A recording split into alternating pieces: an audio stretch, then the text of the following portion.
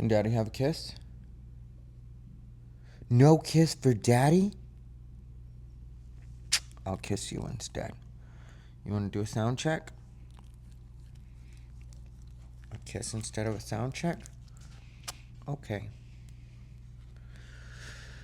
It's 4th of July, and she's probably going to be extra quick to get off this couch right now because she hates the fireworks. But happy 250th, America. Let's get unbothered. Everything bothers him. He's unbothered. He calls it unbothered, but that's what's cute because everything bothers him. He's bothered.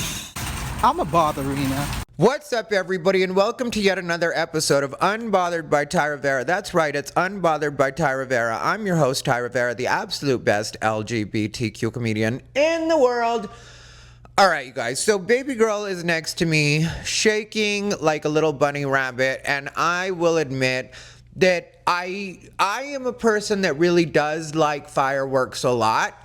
But I, most of the time, because I'm not going to say always, but most of the time I choose to stay home on the firework heavy holidays. So that would be 4th of July and, of course, New Year's Eve is the other one. And, you know, for me, it's not really a thing where I feel like I'm making some huge sacrifice. Plus, I don't know if everybody's city is like my city. Well, I'm sure it has been, or it is, because I've lived in Vegas, I've lived in LA, I've lived in Austin, and I've lived in Arizona, obviously, Phoenix, and, well, Glendale technically, but Phoenix is the general area. And one thing that I notice is in each one of those cities, I can sit out on my balcony, or if I don't have a balcony, go out to, you know, my front door and see fireworks from there if I want to. And I'll do that when I'm taking breaks because baby girl isn't the kind. Right now she's sitting with me because I brought her out to record Unbothered, but she has the option to go back in her room, which her door's open. I'm just making sure her door's open. But she'll go hide. She goes to her room, which is her kennel, her, you know, carrier. And so she'll go in there and just be away from everything. She doesn't like the noise at all. When I have to leave, because this is a new thing I've been doing, but when I have to leave and there's going to be noise like that, I'll put on white noise. Like the rain is usually what I put on. I put it on YouTube and just like a 10-hour one so it doesn't run out even if I'm gone for like 2 hours, 3 hours, and then she's fine. It's like, it's the kind of thing that she's never gotten used to. I thought she would because Bijou did. Bijou, when I first got Bijou, I took her out one time for 4th of July, our first 4th of July together, and we were sitting, I remember it was one of the times that my parents decided to go out for 4th of July because my parents, when Bijou was a baby, because Bijou was 11 when she died, she's been gone probably about 2 years now, so like 13 years ago. So my dad was, still 70s, and then my mom is younger than that. And so they were still the kind that would go to the fireworks. We would go to, I think it was Wesley Bolin Plaza is what it was called, which I don't even know. Like, here's the thing you have to know about me when it comes to Wesley Bolin Plaza. I know that we used to go there for fireworks, and that was the official site of fireworks for a long time. I don't know if Wesley Bolin Plaza is an actual plaza. All I know is that we would go to this parking lot, and there'd be a lot of other cars in the parking lot as well. And then we'd put a blanket in the back of my dad's pickup. My dad's had pickups my entire life. There was a point when he had a car, and then we had a pickup, as like a secondary vehicle at points when he had a car. But for most of my life, he's had a pickup. And so we were all in the pickup, and I had Bijou with me, and she was just a little baby, and she hated the sounds of the lights, and but I just held her real tight and, was petting her the whole time. And she seemed to get cured of that. Like in that one exposure therapy, because I didn't know that, like that, Bijou was my first dog as an adult, where I fully took care of her, had her, like it wasn't like when you're young and you pass it off to your parents. I had those kind of dogs when I was a kid, where I would like have a dog for a while and then suddenly that dog would become my dad's responsibility. But Bijou was my first one. And so I didn't know about the fireworks, that they weren't good with them or whatever, because I never paid attention to any of that or had to pay attention to any of that. And so that one bit of exposure therapy seemed to really make it so Bijou was just like, okay. I mean, like, because, she calmed down during that process. And I was happy that she had calmed down, and I had felt bad that I had brought her out there because I just thought, she's my puppy and I'm going to bring her with me. We're going to go hang out.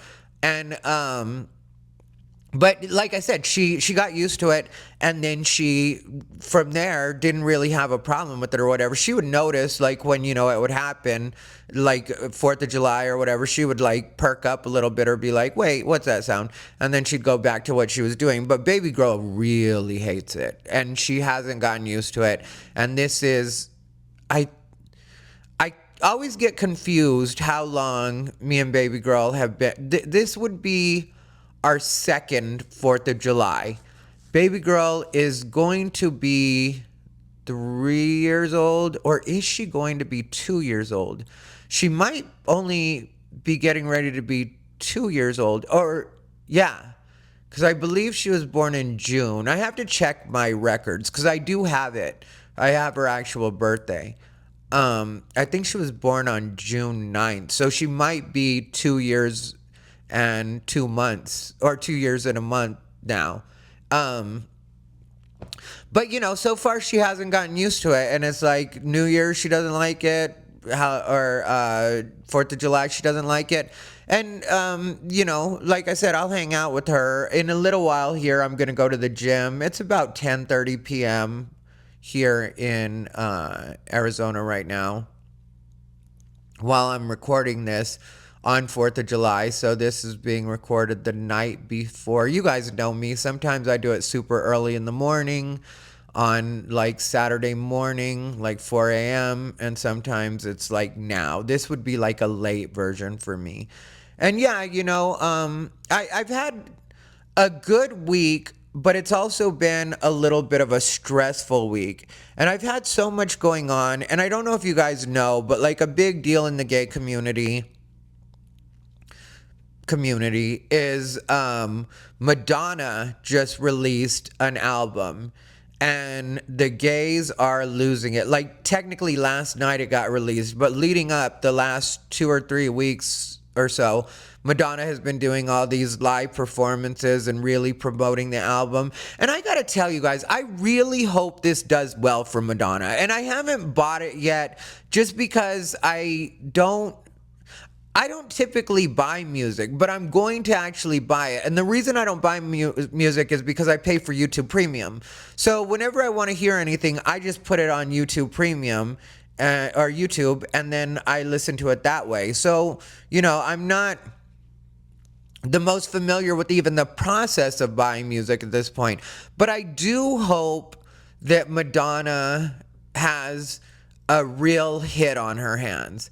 And just because I don't think that we're going to have Madonna that much longer, and I'm not trying to put a curse on Madonna, I'm not trying to jinx her in any way, but just the facts are, Madonna is, I think, 70 now, which I don't remember her exact age.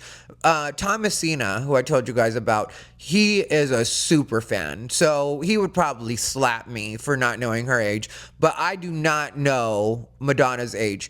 But I don't imagine, and I really do regret that I never went to a Madonna concert, because now she has gotten older. Like, you can see it in the live performances she's done, because with music videos, it's easy for them to just shoot it in clips and then put it all together, and with the cuts and everything, it looks like she's dancing like Madonna has always danced. She's just as agile and limber as she's been all these years.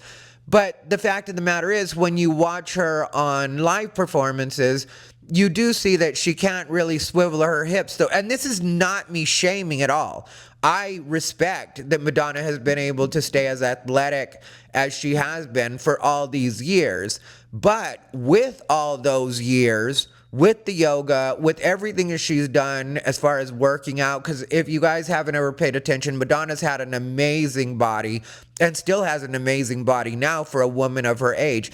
But no matter how careful you are with yourself, no matter how skilled you are in whatever it is you're doing, all those years are going to wear on your joints. They are going to wear on your body. And so, of course, the mobility is not going to be the same when you're in your 70s. And if she had been sedentary this whole time, it would be even worse. So I'm not shaming at all. But what I am saying is, I wish I had seen her on the last tour that she did, because, well, maybe not the last one, because that's the one where she was notoriously late, the Braveheart tour, and fans all over the world were complaining about exactly how late she was. She did a couple of shows in Vegas, and they were really ripping her because an hour and a half, 2 hours late. And I'm not a fan of anybody like that, to be waiting that long. Like if a show typically, no matter what show you go to, even if it's just like a regular comedy show, because this is what I told you guys not too long ago, but it's always going to run at least a little bit late. We all know that. We all expect that. Nothing ever starts right on time. They allow for some of the stragglers to come in last minute.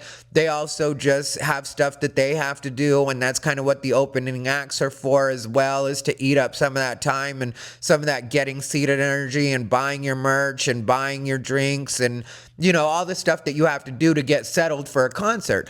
So, you know, there's that. And there's also the fun part. Like if you go to a concert, which I haven't been to a concert in a long time, but when you're walking around before the concert and it hasn't started yet, and maybe you see friends in other seats in the venue, and so you go over and talk to them, or maybe you're texting with some people and just like, hey, at the Madonna concert or at this particular concert. And so I wish I had gone, though, to not the one, but the previous, so that I could have seen her, because she was obviously quite a bit younger then, and still mobile, fully mobile. I shouldn't say mobile because that makes it sound like she's in a wheelchair now, but she was fully Madonna, you know, and so I wish I'd seen that. But, you know, like it just hit me how crazy it is that I have, throughout my lifespan, Madonna's career has fully happened. You know, so when Madonna does pass or when she does retire, I'll be able to say that I lived through the entire thing, God willing that I survived through the whole thing. But because I remember when I was a kid and Madonna was just coming on the scene and borderline. I know Lucky Star was, I think, the first video she put out. But if you remember, if you were like around during that time, Borderline was where a lot of us first got introduced to Madonna. That was like the first big splash and song where you were like, who is this person? And it was a competition at that time because, you know, and it was, well, they somewhat admit that now. Like Cyndi Lauper has come out and admit it, but, you know, but Cyndi Lauper didn't like it and Madonna never really has acknowledged it.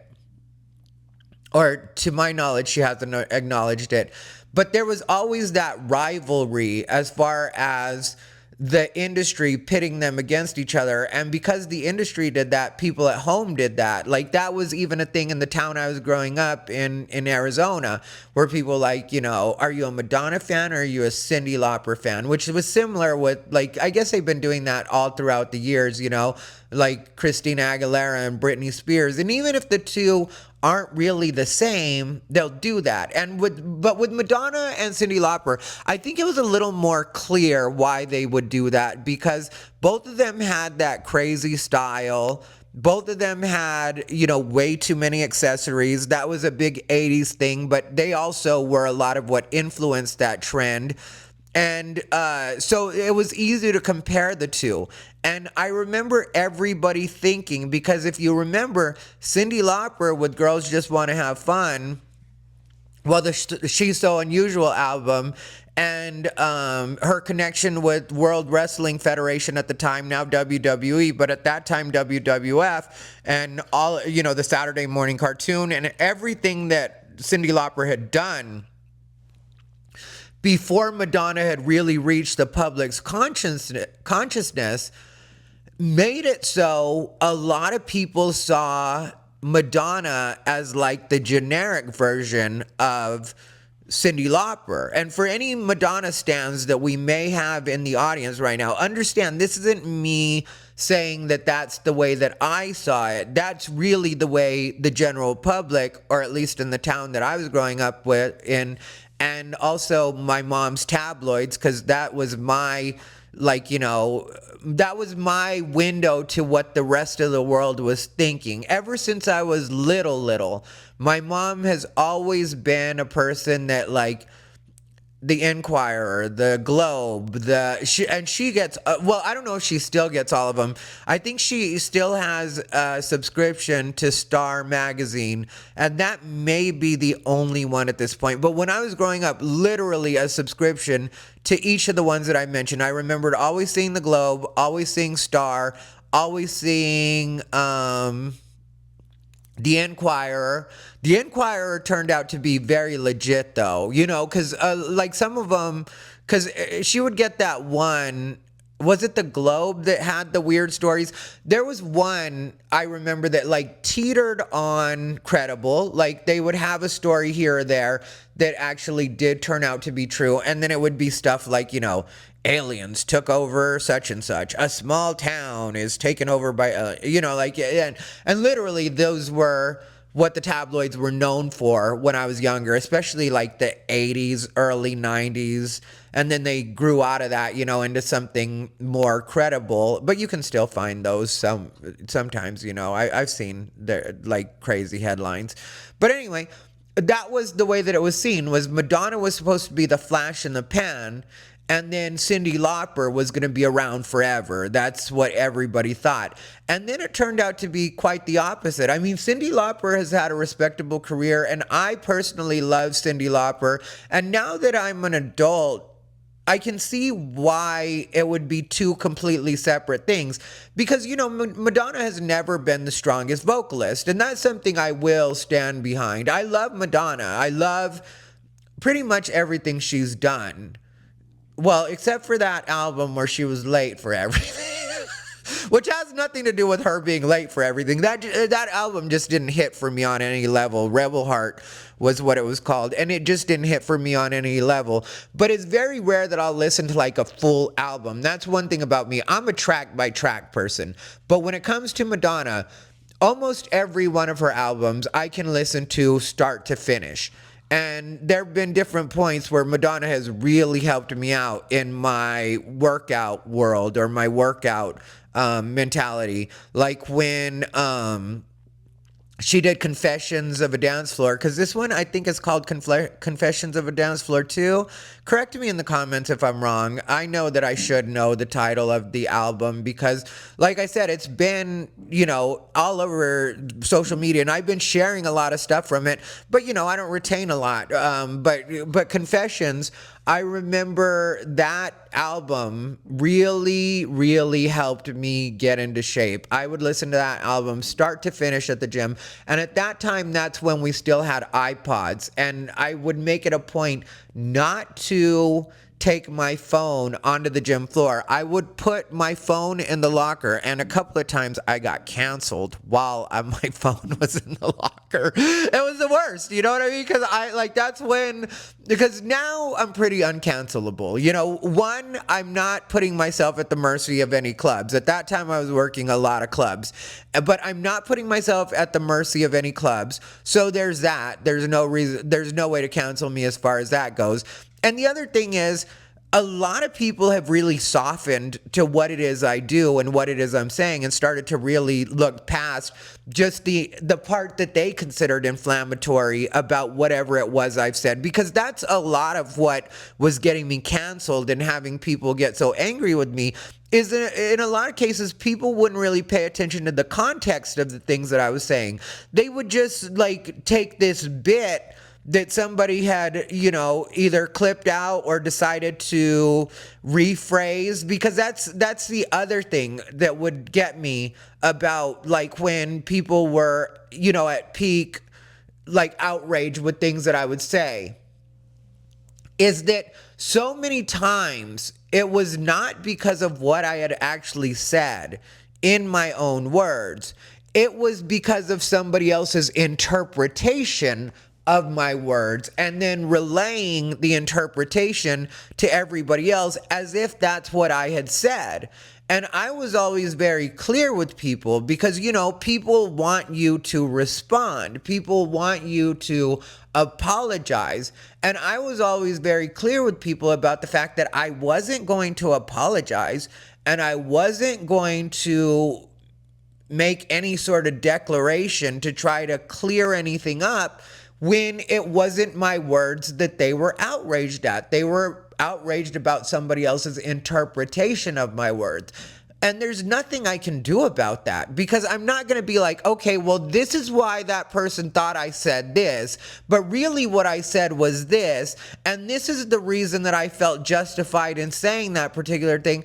And so I would just let people cancel me, or I would just let people do whatever they wanted, and then I'd be on the other end dealing with the clubs and the managers and, like, letting people know, like, they're not going to show up, because that was the big thing, especially like 2015, I believe it was, maybe 2016, around that time. Well, let's say between 2015 and 2017, probably, my last years in LA, there was a lot of, like, me having to calm people down, because bookers and club managers would call me and text me and be like, there's these people saying these particular things, and you supposedly said this, and with them I would clear it up, because that was a matter of me actually working, so I'd be like, let them know what it was that happened. Like, I remember one time people got so mad at me because I was defending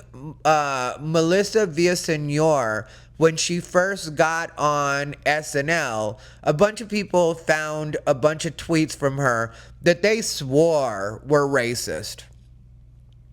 And one of the tweets was as benign as, there's nothing better than a jolly black woman. Like, that literally was the tweet. It's like, there wasn't anything inflammatory about it, but people were saying that that was stereotyping black women in some way. And it's like, okay, well, not too long ago, everybody was mad at the angry black woman. That's where if you ever heard the acronym ABW in reference to black women, that was the angry black woman. And it's a stereotype, but there are a lot of angry black women, if we're being honest. But that was like the big thing that everybody was offended about for a while there. And that was supposedly very unfair to black women. And it wasn't that black women are particularly angry. It's just that's the stereotype that they put on black women for not being as welcoming and as warm as white women, and not living up to this particular standard that white America has put on black women. And it was just like, okay, so you're mad because people are saying that the angry black woman is something that does exist, and you don't want that to be the stereotype. But then somebody says there's nothing better than a jolly black woman, and now you're mad about that too. Well, can black women have no emotions at all? Can we not notice? And to be honest, a jolly black woman is a lot of fun. And so and it was like, but that was just one of the tweets. And so because I was proud of Melissa Villaseñor, and at that time you could say that I was a lot more, I don't know if you would consider it necessarily tribal, because it wasn't like I would just forgive anything other Latinos did. But Melissa Villaseñor, if I remember correctly, she was like the first Latina regular cast member on SNL. And so, there was some distinction to her being like there hadn't been one in however many years or whatever it was. It was something like that. And I remember being extremely proud of Miss Melissa Villaseñor. And a lot of people don't realize this, but I remember Melissa Villaseñor. I was there like the first time she went on stage. We happened to be doing a show at the Ice House together. And, you know, she was just a sweet girl, and she still is a sweet girl. And the way that I originally went at it in defending Melissa Villaseñor wasn't even like where I was super aggressive about it. I was just like, you guys, she's just a nice girl. If anything, Melissa is very sheltered. Like when you see her do, I don't know if you guys have ever seen Melissa Villaseñor's comedy, or if you're familiar with her. With stand-up, she's not the strongest, and that's just a fact, and that's something that I've always stood by. But, you know, for SNL, she was perfect because she that's what her thing was, you know, from the beginning with stand-up.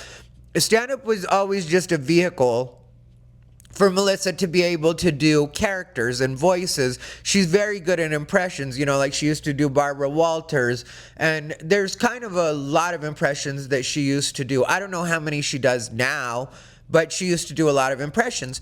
And so I remember, like I was just telling people, because, you know, there was this character that she would do where she would, like, pretend in her head, like, you know, the premise of the bit was, this is when she was still doing stand-up, but the premise of the bit was that she would pretend that Justin Timberlake was singing to her while, you know, when she would listen to his music. And then she'd say like some, you know, risque, but in a very wholesome risque you know what I mean, like one of his risque lines, and then she'd be like, oh Justin, and like if you've ever seen that bit, that's very much what the real Melissa Villaseñor is like. And there were a few of the tweets that may have been like I can't even honestly and sincerely use the word edgy with Melissa. There were attempts at being edgy, and I tried to explain that to people as well, is that the period of time, because I knew her through her entire span until she left to New York, you know, to do Saturday Night Live, or wasn't really on the scene very much. You know, you would see her every once in a while or whatever, but she wasn't around a lot. But like during that whole time, when she was around like that, I knew her like that. You know, we would chat regularly. There was a point where we would see each other regularly at the gym. And we both had the same mentality, you know, where it was like, because I remember specifically where I would see Melissa at the gym was we had a habit of ending up on the stair climber at the same time. And, you know, like I'd see her, she'd see me, and then we'd give a quick, like, you know, and then just go back to what we were doing. Because both of us had that same kind of like, we don't chat at the gym type, which is something I really appreciate from all of my friends, or every person that I've known that goes to the gym, is we don't have long conversations at the gym. If I have my way, we have no conversations at the gym. A quick hello, hey, how are you? You want to meet up later? You know, if it's one of my friends that, because sometimes I would see some of my friends that I would hang out with, like go to clubs with and stuff like that. And we would be like a quick, like, you know, you going to be at Akbar tonight? Yeah, I'll see you at Akbar. Okay, good. And then break, go back our own ways. And so I was trying to explain to people that during the period when she wrote those tweets, it was that time when she was really starting to be around the Comedy Store a lot. And she was dating a particular comic that, you know, they were in a relationship for a good minute, those two. And so she was really at the Comedy Store. Well, the Comedy Store does get very edgy and very dark. That's one of the things that the Comedy Store is known for. It's the world famous Comedy Store. It's where Sam Kinison came up. It's where Richard Pryor really helped blow the Comedy Store up, and Red Fox, and it has that. It's still, and that's one of the things that I've always loved about the Comedy Store, and one of the reasons that I was originally drawn to it, because I spent a lot of time at the Comedy Store. And one thing I can tell you about the Comedy Store is that's just what the vibe is there. Is it is dark, it is edgy. And if you're hanging out there regularly, you know, like, you can get in and get out and not ever fall into that trap. But if you spend significant time there, you are going to get edgier. Your thought process is, but so Melissa was trying her best to be edgy during that time. But as far as being edgy, she failed miserably. Like, those tweets were so milquetoast, and I just really, and so I was defending her, and so I came out from, you know, there was one particular time where I got into it with some people over Melissa Villaseñor. I put away my phone in my gym bag, closed my locker, went and did cardio. At that time, I would do cardio and weights at the same time, which would add up to, like, I was a nut at that time, like, you know, probably like 3 hours on the low end. I always try to lie because I don't want to make myself sound like I have quite the body issues that I do. But it was, yeah, like 3 hours is like a conservative idea of how long I would spend in the gym. And so I didn't check my phone in that entire time. And when I came back, they had gone to my website and, like, were contacting all of the clubs that I was supposed to be performing at, trying to get me fired from everything. It was like that. And it was really that particular one, because there's times when I've known, like, you know, where I've been like, I don't care, I'm gonna say this and people are gonna get mad, and I know that this is gonna turn into, on some level, a thing. I'm never prepared fully for them to go really crazy on me, because there's times that I've said things where I feel like they should have truly gone crazy, and it's been a zero read. And there are times, like with the Melissa Villaseñor situation, where I really didn't think I had done anything particularly bad, and then it turned into such a huge thing. And it was ridiculous. And so I was having to talk a lot of club bookers off of a lot of ledges during that time. And they were really on, like, no life at all. And so that's, like, you know, that's a part of why to this day, I do not update my website. I just keep it so that I hold on to my domain name. That's the only reason. And it's just a placeholder. But really, I guess maybe at some point I'll do something with my website again, but really I don't do anything with my website. I don't update it on any level. I don't have an interest in updating it. I don't even know why I would update it. And that's, you know, but that was part of the thing why I originally stopped, was because I would notice that people would get mad at me, and sometimes over very benign things. Like, that's one of the most frustrating parts about the way that cancel culture was working. And a lot of people don't get that when cancel culture did work that way, it actually was very effective in a lot of ways. There were times where I lost a bunch of gigs about saying things about LGBT, and this was before I was anywhere near the way that I am now.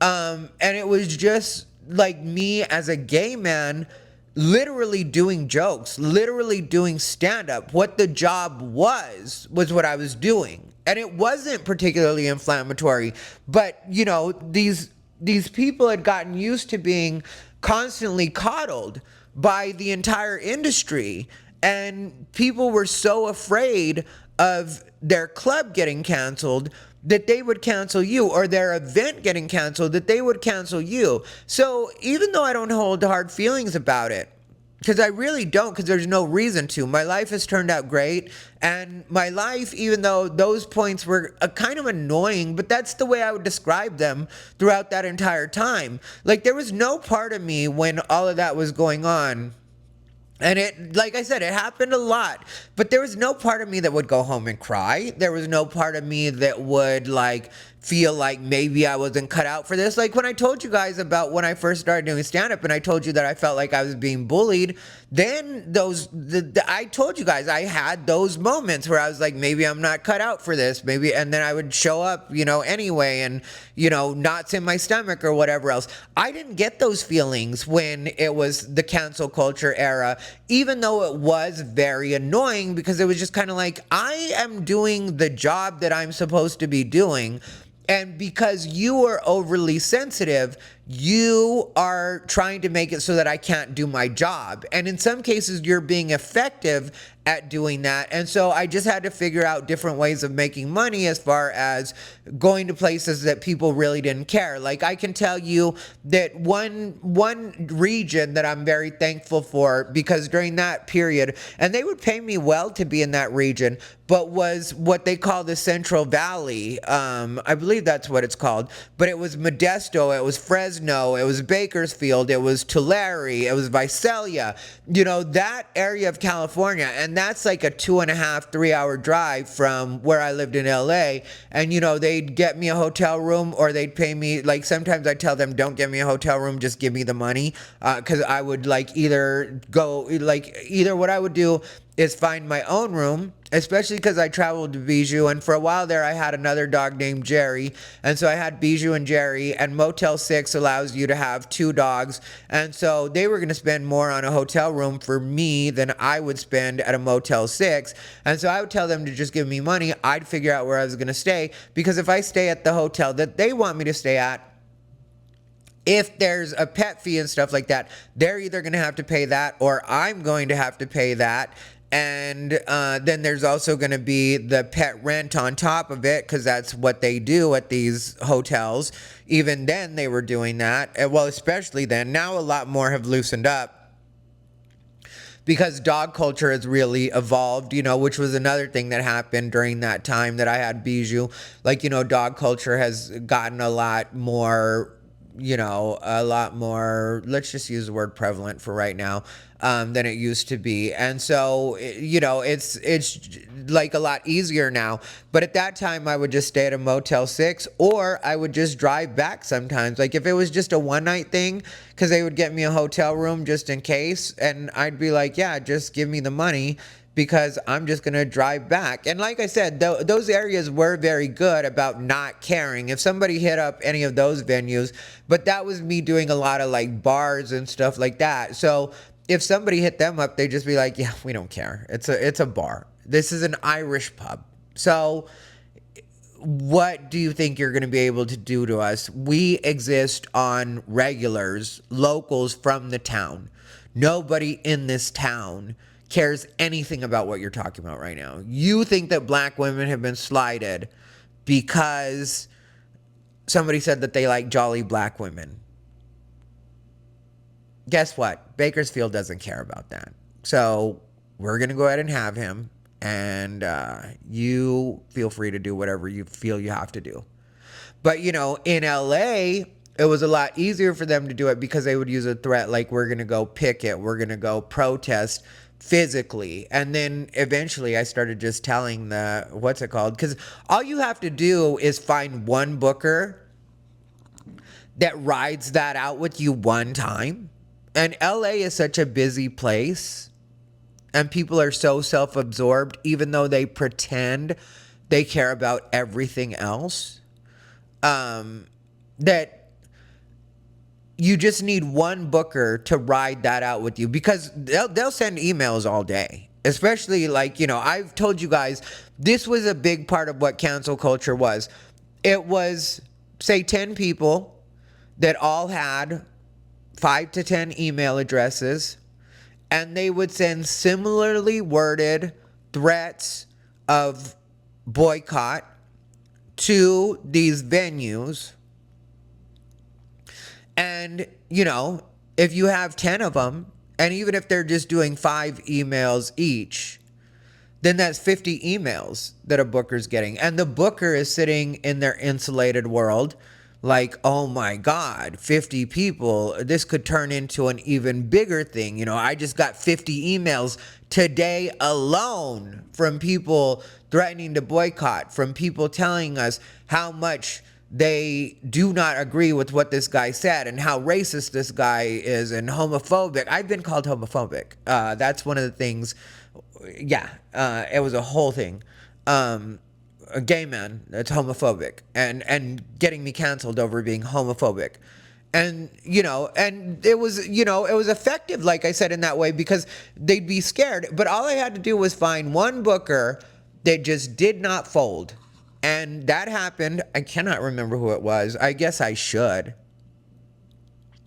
And then from that point forward, I just would tell every booker in LA that ever had a concern, when they'd hit me up and be like, I'm getting these emails, I would just tell them, all right, well, they've said that before, and then they don't show up. They never show up. Like, there was a time that Breitbart was going to come out and do a story on me, and they just asked that I record them protesting because that was this particular gay event.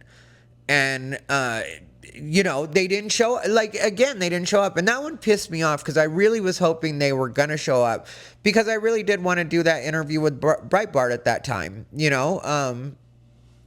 Breitbart was very interested.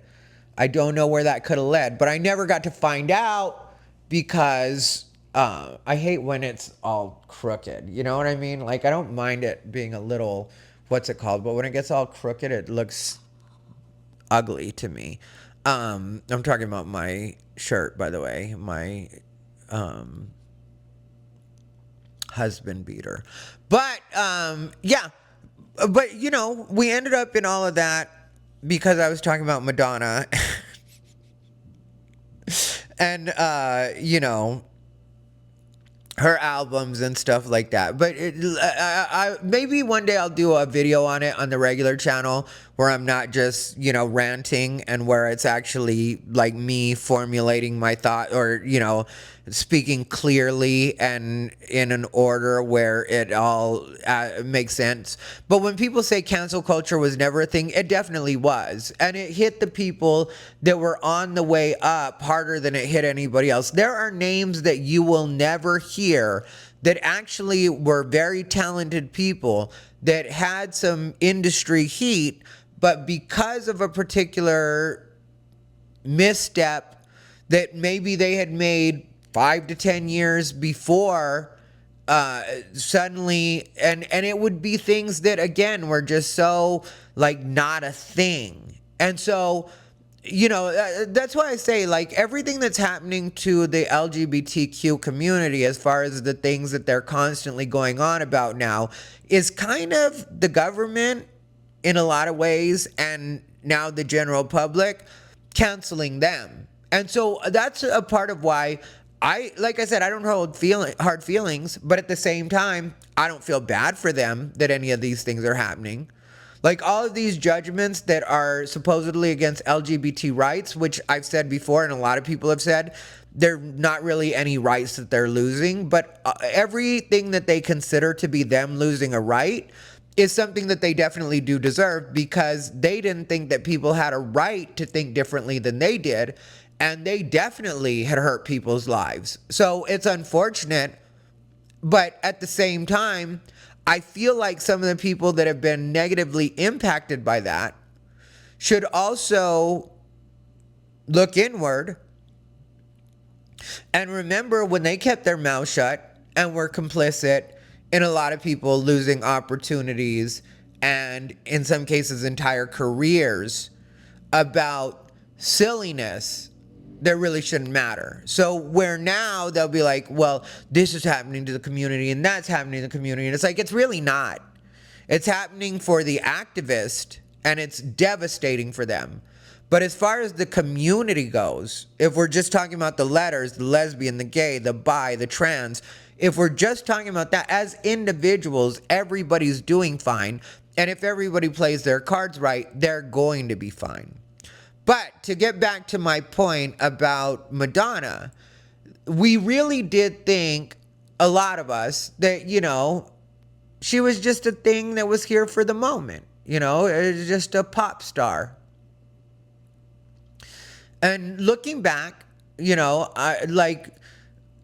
Cyndi Lauper was the stronger vocalist, which Cyndi Lauper, I've seen her talk about this on like, behind the music type things, where she was not happy with the way the industry saw her and the way that they always treated her as a joke. And they only wanted her to be that. And at a point, she got tired of that because she didn't want to be a character. She wanted to be an actual artist, which if you listen to her stuff after True Colors was when it really started to show up, which, she made a bunch of money off True Colors because that song got licensed to the gills, where she made a lot of money off of True Colors. But which she says that she wrote about the gay pride flag, the original gay pride flag. I don't know where she's at with LGBT now. I guess all roads lead back to LGBT on this particular But, if we're talking about Madonna and pop music from the 80s, all roads definitely do lead back to LGBT, or at least gay. Wham! I mean, there was Freddie Mercury. There was so much gay when we were, that it was closeted. It wasn't out like it is now. But, Boy George.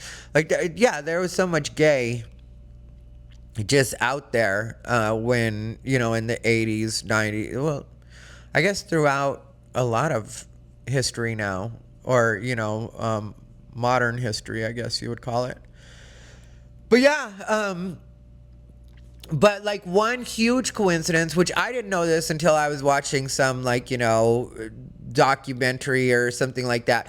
But when I remember when I was young, Madonna burst on the scene because, once Borderline was out there, it just seemed like everything went crazy because, a lot of people don't remember how uptight it was leading into the 80s, so when Madonna comes out and she sings Like a Virgin, people lost it. A virgin, that's not the way that we talk in this society. But people really did treat it that way. People really were up in arms about her, writhing and, shimmying and shaking to like a virgin dancing on that gondola. I make fun of it now because it seems so, but I remember when I was little, it just being like a thing, where it was like, oh, she's just so, and then, there was her MTV performance, that too, and her, which now she's talked about, in retrospect, in the way that, her shoe fell off, and that's what led to her doing everything the way that she did it, where, you got to see her underwear, and that risque performance was really just her trying to ad-lib because things weren't going the way that she wanted them to, or the way that she had planned them. And so it was like a series of flubs that really led to her making that big splash in that moment. It wasn't as calculated as everybody thought, which makes sense looking back on it, because if you pay attention to it, a lot of Madonna's career was from something like that wasn't supposed to be that. So Madonna burst on the scene and she's becomes a really big thing, kind of right away as far as us seeing it, from the home viewing audience.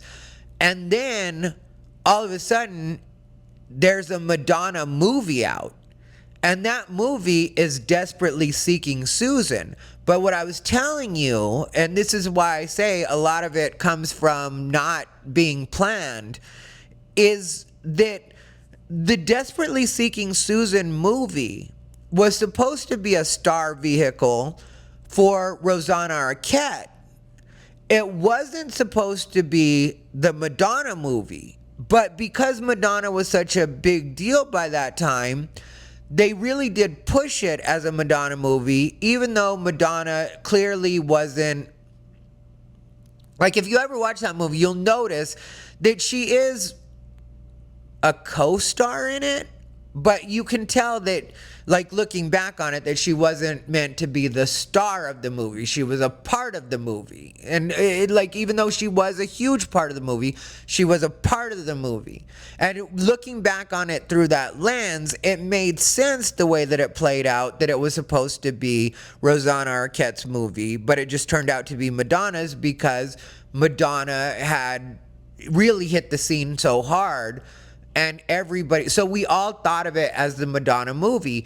And, you know, I'll never forget that scene where she's using the hand dryer and, you know, like basically has just taken a bird bath type of thing, you know, and so she's like, but at the time, you didn't know that these things were going to one day be like iconic and what Madonna was known for, you know, and even her flubs were, for the fans and the people that really loved Madonna coming up, weren't seen as flubs. Like, I remember really, really loving Who's That Girl? And that movie was considered to be a flop. You know, commercially, that movie was considered to be a flop. But for Madonna fans, that movie was great. That movie was hilarious. Madonna did exactly what we wanted her to do in that movie. She made us laugh. She was super fun. There's always that line I'll never forget when she's bringing Loudon, who is that, Griffin Dune or Griffin Dunn? Whatever, whoever the actor was. I can't remember his name. Maybe it's not even Griffin Dunn. But where she's bringing him into the hospital and his name's Loudon and she doesn't know his last name, and they're in the emergency and they ask her what his name is and she says Loudon, and then they said, what's his last name? And she says Clear. And like, you know, I just remember, like, you know, even though things would supposedly flop, and then, you know, there was the Pepsi commercial, which a lot of people don't even realize that Like a Prayer was part of a big campaign where Madonna was supposed to do, I think it was a Super Bowl commercial for Pepsi, and that's what she did, was the Black Jesus and the burning crosses, and like, you know, that was what she did with it. And Pepsi immediately cut ties with her. She was able to keep the money. I remember that being a big thing, you know, because Pepsi felt so cheated. And I think that changed the way that they did contracts for those types of endorsements moving forward, because Madonna got such a big payday and then they weren't able to use her because, or her video, or her really, because that turned into such a controversy. And then, you know, the Pope, and like, it was like a big thing. And I think a lot of people forget, because, you know, you'll always see these things like Sabrina Carpenter is the new Madonna, Britney Spears is the new Madonna. It takes a lot, and it's going to take a lot for anybody to ever be the new Madonna. Like, if you want to say they're the next big pop star, 100%. You know, there's people that are selling, you know, lots and lots of albums. There's people that are, Sabrina Carpenter is one of them. You know, she's very, very popular. She is huge. But there also just aren't the same kind of barriers in front of her, and that is because of Madonna.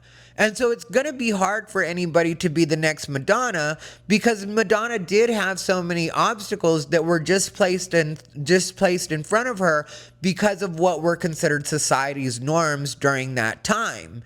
And so, you know, like, Madonna is a lot of the reason that slut shaming isn't really a thing, you know, because that was like the thing. People were always trying to make it seem like Madonna was like this huge slut. And then when you look at the things that she said, again, in retrospect, involving a lot of those, you know, controversies or things that people were so like caught up on, they were somewhat wholesome in a lot of cases, and not, because, you know, that was the big thing. Like, her and Rosie O'Donnell were supposedly lesbian lovers, according to the tabloids. Her and Sandra Bullock were, Sandra Bernhardt were supposedly lesbian lovers. Like, there were so many of these stories, and then you hear Madonna and she's like, I don't care. Like, that's how she did help LGBT out, or a good part of how she helped LGBT out. And she actually mentioned it on her particular thing, like, she wasn't going to go out of her way to clear up the gay rumors because she didn't see anything wrong with being gay. So she didn't feel particularly like she was being slandered, and she wasn't going to treat it that way because she didn't see anything wrong with being gay. And if people think that she's gay and that would help to normalize gay, then she was fine to be gay, you know, or to be considered to be gay. So she didn't care. And then she insisted on having that insert, which was one of the first places I really got any real knowledge about what AIDS was, because growing up in, you know, Arizona, in the town that I grew up in, like, you heard AIDS all the time and everybody was super scared of the idea of AIDS and gay people because of it. Because, you know, you're living in a small town and there's not openly gay people in my town at that time. And I'm sure we had gay people, but they weren't at all open, you know, and people that were considered to be gay even before AIDS, because of how conservative everything was just in the country, you know, or in the world in general. Like, you know, just being called gay was like such an insult, and, you know, that's what it was considered. And so you know, you definitely didn't want to know about any of this stuff openly, you know, you didn't want to be knowledgeable about HIV AIDS because then you must have it, you know, or you're gay, because otherwise why would you need to know? And that's the way it was seen during those times. Like, again, this isn't me talking from a now me perspective. Like, I'm very well educated on HIV and AIDS, and it's something that I'm very proud of, even though it's not really necessary knowledge anymore because so many people are on PrEP. But the real point of what I'm trying to get at here is Madonna insisted it be on the insert for, I believe it was Like a Prayer. And I remember that's the first time I actually read about it, and where it was, you know, Madonna, because in her insert she explains it's the autoimmune deficiency syndrome, and, you know, like, she talks about, you know, and it's just the insert, but it's a lot, you know, on the inside of a cassette. And you know, she even was very open in interviews even back then about the fact that she did want to normalize gay, you know, and at that time we didn't have LGBT, you know, it was gay and lesbian. And so you know, so I guess I'm just trying to say that I find it to be, as cheesy as this may sound, but I find it to be an honor to have lived through Madonna's career, because to see somebody be truly groundbreaking for that long, and in some cases not even for the reasons that people thought, you know, because people would think she was, like, I remember when she was pregnant with Lourdes, who was her first child, you know, and it was like Vita, and there were people literally saying, like, journalists literally saying that Madonna had gotten pregnant as a publicity stunt. And that's when, like, because, you know, Madonna's gone in and out as far as the way the public has seen her, but that's when the public really did love Madonna, because her getting pregnant really did humanize her for a lot of people, and a lot of people were able to see her as something other than just this, you know, slutty pop star. Like, they were able to see her as, you know, a human being, a woman, and not just, you know, this hussy that was showing her underwear on TV and wearing, you know, a boy toy belt, or, you know, that, like, everything that they thought of her, the material girl, you know, like that kind of stuff. Like, they were able to see her as something other than that, you know, and then she made a joke about that, where, you know, she was like, anybody that thinks I got pregnant as a publicity stunt, or, you know, that would definitely have to be a man, because it's true, you know, I mean, like, it would make no sense. I mean, like, that just doesn't, it just, you know, a woman putting her body through that and having to deal with actually being pregnant, it would either have to be a woman that was slow, which I don't think anybody would ever accuse Madonna of, or it would have to be a man that, you know, would just be projecting that onto somebody because obviously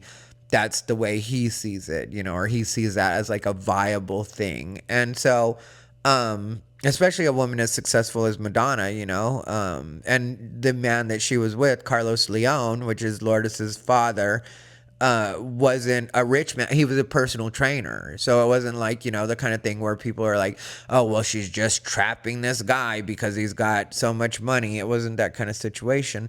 But yeah, I didn't plan to talk about Madonna this much throughout this episode, but you know, I'm glad I did because I don't want that part of my life, I guess, to kind of be lost, you know, because I have been aware of a lot of what's been going on around me when it comes to pop, because that's one of the things that I've always been able to look at and take comfort in. And when I was young, I loved Madonna. I do have all of her albums, like, you know, the old, you know, Like a Virgin, all of that stuff. I have it in boxes at my parents' place, but you know, but yeah, I loved Madonna. I loved Michael Jackson. I loved Tina Turner.